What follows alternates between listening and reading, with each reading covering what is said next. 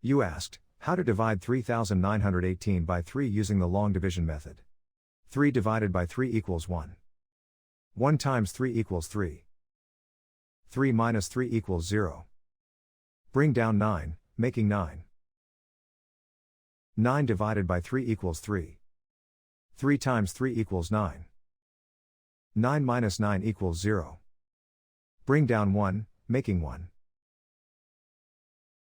1 divided by 3 equals 0. 0 times 3 equals 0. 1 minus 0 equals 1. Bring down 8, making 18. 18 divided by 3 equals 6. 6 times 3 equals 18. 18 minus 18 equals 0. The remainder is 0. The final result is 1306.